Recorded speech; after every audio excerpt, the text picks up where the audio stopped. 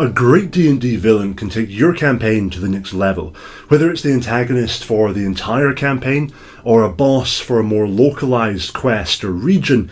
Developing really interesting, nuanced villains makes your experience as a GM more rewarding and gives the players a lot more to bounce off of. In this video, I'm going to lay out a 4-stage plan for creating and running a good D&D villain. We're going to talk about origins, motivations, henchmen, and the villain's master plan. But first, this video is sponsored by Crit Cards and the Doctor's Handbook, a 5th edition D&D Kickstarter from a company called Feather Mindtricks. Feather Mindtricks wants to put out a pack of cards, each one with a different kind of critical injury and effect that can be dealt out during combat. That means even if you win the combat encounter as a whole, you can still have lasting consequences. But they also want to fund a book called the Doctor's Handbook, which allows players to take on a doctor class, practicing medicine, healing injuries, and balancing the effect of the crit cards. The book and the cards are illustrated with beautiful pieces of artwork, but I can hear you saying already, get to the important bit, can you be a plague doctor? Yes, there's a plague doctor subclass for the doctor class, and in fact there's 8 subclasses. One of them I find really fascinating in a morbid way. It's the death doctor. This is the kind of physician who sits in on torture and executions. This whole supplement is quite dark, quite grisly, but I really want to get a hold of it. If you want it to, there is a link down below this video in the description that will take you over to the Kickstarter, and you can give them some support. Big thank you to Feather Mindtricks and Crit Cards and the Doctor's Handbook for supporting this video. Now, let's talk about villains.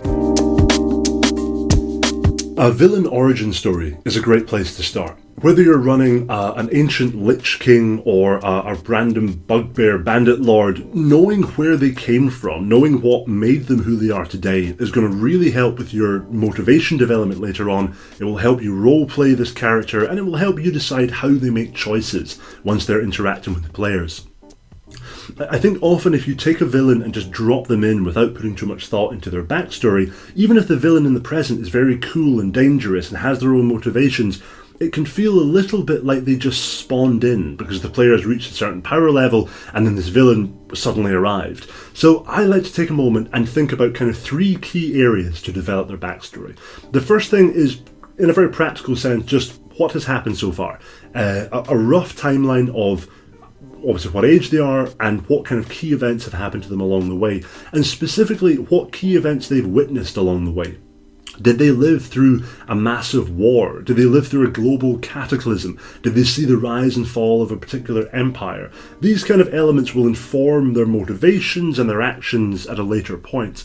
The second thing I like to think about is at least one real connection that they have to something external to themselves. This could be a place or a person. So for example, if it was a place, they might have a real sense of affection for the village that they grew up in. No matter how evil they are now, they might still have this sentimentality for this little rural community somewhere. Or they might have a deep hatred for a city where they suffered their first defeat many years before, and they still have this desire for vengeance against this city. Maybe they have a deep hatred for a particular monarch or powerful figure or god within your world. Just some kind of pre-existing relationship to, again, something external to themselves. And finally, the last part I think about in this place is what is the catalyst event that put them on the specific path they're on now? Presumably there are many things that led them to this point, but at some point they got onto a trajectory that is now putting them in a direct collision course with the players. And ideally there should be some really instigating event that kicked all this off. So for example, maybe they witnessed their family being slaughtered by the king's soldiers, and they're now this dangerous kind of rebel leader who's leading a kind of violent uprising against the king's son out of a desire for vengeance. Maybe they encountered an immortal being or a god, and that has led them to seek immortality for themselves, and they've now become a lich, or they're trying to become a lich as a result of that initial encounter. If you have these 3 elements in place, the rough backstory of kind of what they've seen in the world, what they've seen so far in their time, the relationship that they have with something external to themselves, like a place or a person, and finally their kind of catalyst moment that drove them to become who they are and to set off on the journey that they're now on that will bring them into conflict with the players. You have a great backstory, you have a great origin set up there, and that will bring us into the next section, which is motivation. Developing the backstory and the origins of your villain leads us directly to their motivations in the present day. What are they trying to do and why are they trying to do it? Now, before we go further, the golden rule, whatever they're trying to do, it must interact or intersect in some way with what the players are doing, and it should lead to conflict between them. There's a mistake that DMs sometimes make. They bring a villain in, and the villain's goals maybe are bad for some people in the world, maybe bad for the world as a whole, but the players don't feel that their goals or motivations are really in conflict with this villain. So, for example, the villain appears and says that they want to slaughter the Council of High Magicians that rule this world. Well, the players are maybe really interested in going off and becoming pirates, so they're like, we don't care. We're not going to try to stop this. We'll maybe get involved later on if it becomes personal for us. But in the meantime, yeah, let them go and kill the magicians. We'll go off and be pirates. You need to make sure in advance that whatever that villain's goal is, the players have some stake in it. And it's going to prevent them from living the lives that they want to lead, or it's going to threaten the things they care about. The safest approach here is to wait a while before you bring your villain in and develop any of their motivations. I will always have a rough idea at the start of the campaign who the villain might be, but I don't bring in anything of the villain for the first maybe up to like 10 sessions, because what I'm looking for initially is, what do the players care about in my world? What are they interacting with? If the players come in and start showing me what they care about, what they're showing me is, here's what we're going to respond to if the villain is threatening this element. So, for example, the players all want to go to be pirates. Fantastic. My villain, I'm going to tweak him a little bit. My villain becomes a sort of authoritarian, violent admiral who has decided to come in and clear up all of the pirates in this area. He's hell-bent on eradicating pirates altogether. Well, okay, now he's hell-bent on eradicating both the players and the lifestyle that they want to pursue. So inevitably, conflict will occur. Don't get too hung up on your original vision of the motivation of your villain.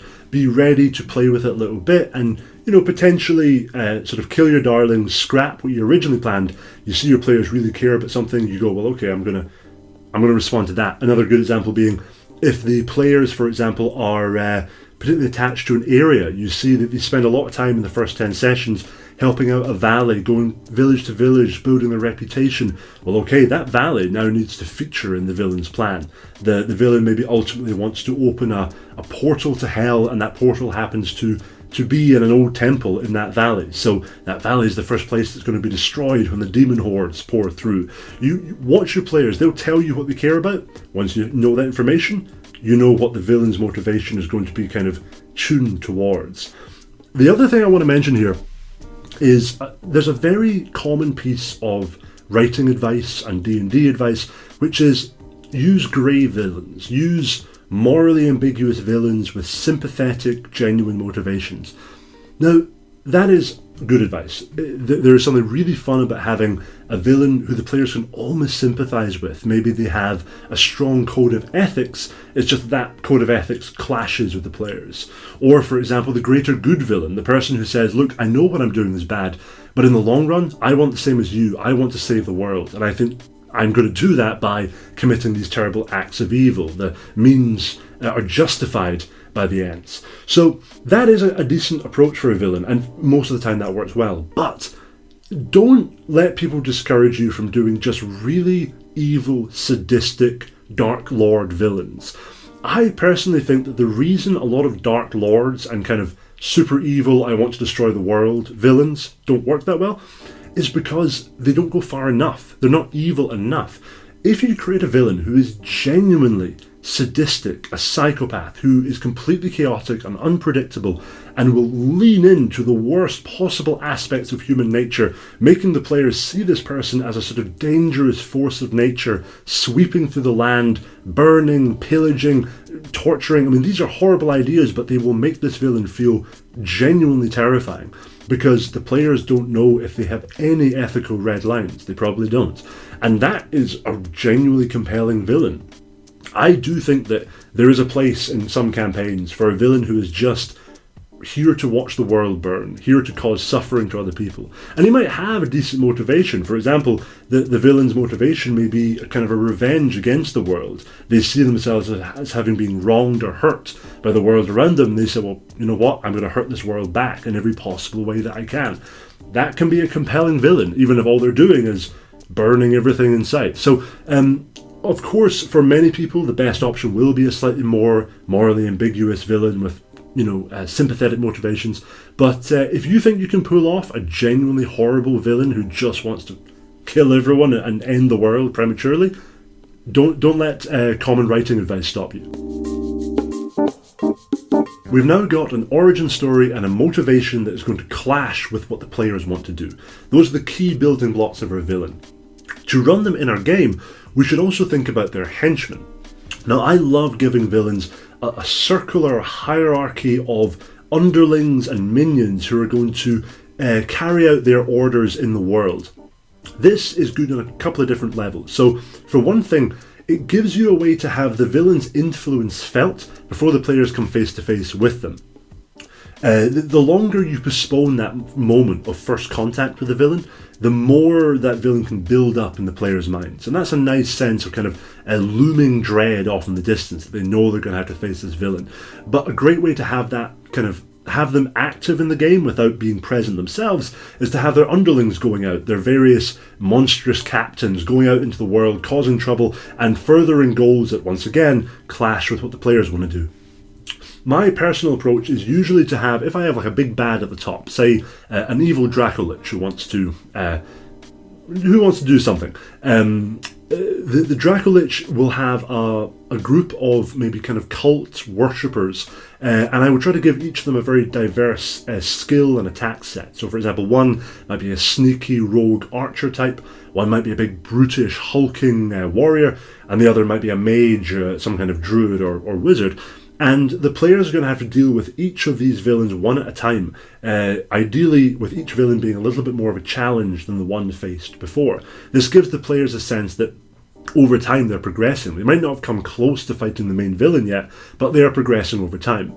The other reason this is good is because often players are going to be silly and attack the villain as soon as they see them. So if you want to have a really high-powered ultimate villain of the campaign, you don't necessarily want to put that in front of the players too early, because the players are just going to thoughtlessly run in and you're going to get a TPK. So having these little incremental fights where the players work their way up through the hierarchy, getting closer and closer to the ultimate, most powerful boss in the organisation, the ultimate villain of the campaign, that is going to give them a sense of progression without ever putting them in intense danger of a TPK. Finally, develop a master plan for the villain and what they're going to do across the course of the campaign. Now, for much of the campaign, the players won't actually be dealing with the villain. The villain will be out there causing trouble, conquering cities, going after strange artifacts that they need to complete their ultimate plan. The players are going to hear of this from afar. The best approach I've found to this is to create almost a series of steps that the villain is going to take, unless the plan is heavily disrupted by the players prematurely. They're going to take these steps at regular intervals throughout the campaign. So, for example, you might say every 5 sessions or every 10 sessions, depending on how long the campaign is going to be, the villain moves one step forward in their plan. So that might mean if it's a big invading force led by an orc warlord, and that's the ultimate villain, then every 5 or 10 sessions, a new city is conquered. And the players are going to hear word of that. They hear, oh yes, this far off city that they've just seen as a name on the map, that's been conquered. And at first, they might think, well, that's somewhere else. That doesn't really impact us right away. Gradually, they're going to start seeing the impact of that in the world around them, because even if they don't, that the plan is escalating behind the scenes, that the villain is moving forward towards whatever their final goal is. So if it is an invading force, more and more cities closer and closer to the players are being conquered. They might start seeing displaced peoples on the road. They might see towns recruiting bigger garrisons and preparing for a perhaps doomed defence. Maybe even the battle is getting closer to the capital city. And this is all happening kind of behind the scenes. This is just you passing on rumours to the players in a tavern here, passing on word from another traveller on the road. But you give them this sense that out there somewhere, there is a concrete progression taking place. The villain isn't just waiting around for them to level up and come find them. Now, that doesn't mean they have to rush out and face the villain, but it could mean that they have to start going out and intercepting the villain's henchmen, disrupting the plans. For example, in one of my recent Patreon pieces, Heroes of the Highlands, shameless plug, the villain is an orcish chieftain of a kind of Highland clan. He wants to assemble various fragments of an old sword for various reasons. And so while the players are adventuring around doing their own thing, they would just hear every now and then that this orcish chieftain has excavated another barrow or gone in search of another strange artifact far up in the north. And at first they might ignore this, but over time they might start putting it together and go, oh wait, he's looking for something, and we know he's up to no good, we should probably get involved here. And the plan is always in place. Gradually the players become aware of it, but it always gives you a sense of how to escalate the villain over time, because you don't want your villain to come in as one level of threat and then just stay at the same level of threat for the whole campaign without really attempting to further their own plans. That is the 4-step plan. I'm going to go back and just summarize it quickly because I know I've been rambling throughout this video. So step 1 was develop the villain's origins, and specifically develop 3 points: the overall kind of timeline that they've lived through, the relationship they have with a place or a person in the world, and the catalyst event that has set them on the current trajectory that is now barreling them towards the players. The second point was to develop motivations that are going to directly conflict with the players. Don't just pick a motivation and stick to it. Be responsive to what your players are actually going to care about and what's going to make them hate this villain and get invested in this villain. So be flexible with those motivations. Maybe give it a couple of sessions initially to see what the players care about, and then start finalising what the villain's motivations really are. The third point, of course, was the Henchmen. Bring in a kind of collection of a rogues gallery, if you like, of underlings and minions that the players have to fight through before they can get up to the villain.